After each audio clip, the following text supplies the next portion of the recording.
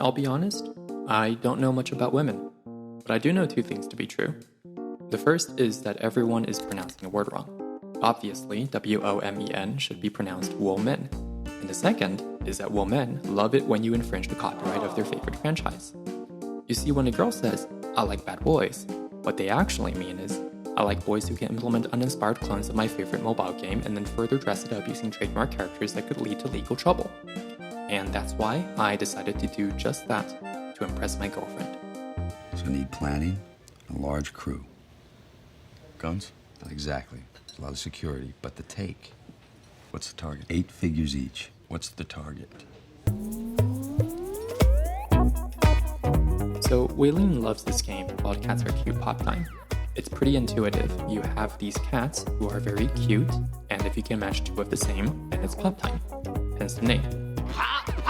Anyway, the game goes on. You make larger and larger cats until eventually your pile of pusses pushes past a no feline line, and that's where the game ends. It's extremely addictive if you try playing it yourself. I think they really nailed it, and I have a ton of respect for the developers. But you know what they say. Sincerest is the flattery form of imitation. Wait, I messed it up, sorry. What I meant to say was, stealing is great and you should always do it. So okay, I know what game I want to rip off, but what should I do for the art? Cats are cute, sure. But what's cuter than cats? Chunky cats? That's true. Cats in boots? Hard to beat that. 2D anime girls in cat costumes? Yeah, that's pretty good. FBI, open up! A cat fused with a bug. It's blue for some reason. Bugcat Kapoo is a character designed by Yara who gained massive popularity, starting as a webcomic, then gradually branched out to line stickers, YouTube animations, a store, a cafe, and an ever-expanding selection of just top-notch merch. Waylene and I both adore Bugcat Kapoo.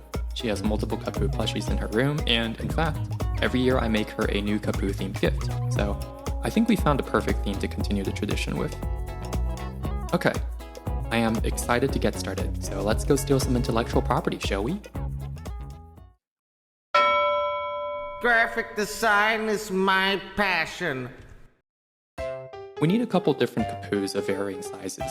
I also want to have some references to previous gifts, so let's use this background from an old video I made, and then let's recreate the Kapoos from this comic I made last year. Of course, it'd be a lot less work to just smart select and cut these pictures out, but these were drawn on iPad and now exist as just plain pixels, which means they won't scale well. So to make this scale better, I want to redo the designs in vectors, which means the computer stores each curve as sort of a math formula, which can be scaled up infinitely without losing any details. Okay, we now have a nice selection of Kapoos, so let's move on to... Oh man, yeah, that game makes you feel like Batman. One thing I didn't like about the original is how little control I had over the game. Given how narrow the screen is, there is a pretty limited range that I can drop a cat in. This means that when the player loses, it's only, say, 1/3 their fault, and 2/3 because of the order of cats they were dealt. I personally find games to be more enjoyable if they're closer to 2/3 player control and 1/3 based on luck. So first things first, let's increase the amount of agency a player can have by expanding the screen width. And on top of that, let's also give the player the choice to toss them out with a bit of horizontal inertia. Sweet, I've got my art, I've got my game design, so now I just need to, just need to make the game. How do you make a game? Hi, my name's Mark. For years, I've wanted to make my very own video games using software like... Well, that was really well explained. I think I could pull that off. Probably. Import the assets, drag them onto the scene, create prefabs, write some code, Google how C# actually works, rewrite the code, and we're done. Kind of. Much like the bug cats in the game, the small bugs I created are merging together to form large bugs. For example, there is a Naruto Easter egg in here.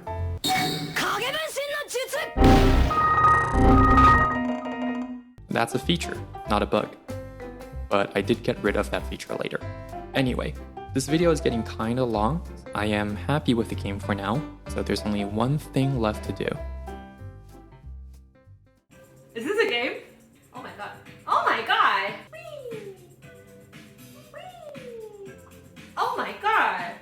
amazing. Me? Me? You can also try throwing it. What do you mean by throwing it? So you let go like that. That's hilarious. Oh my god!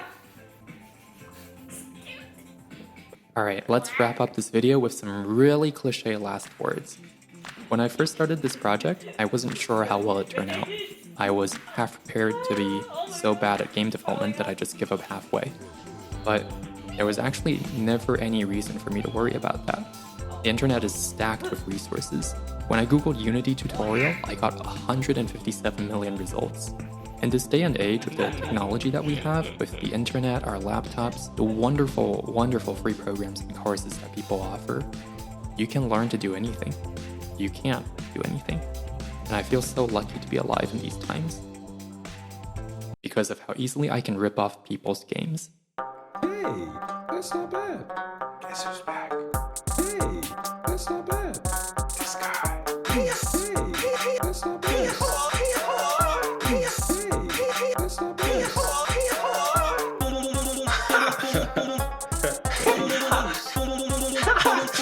How about somebody deletes your mom?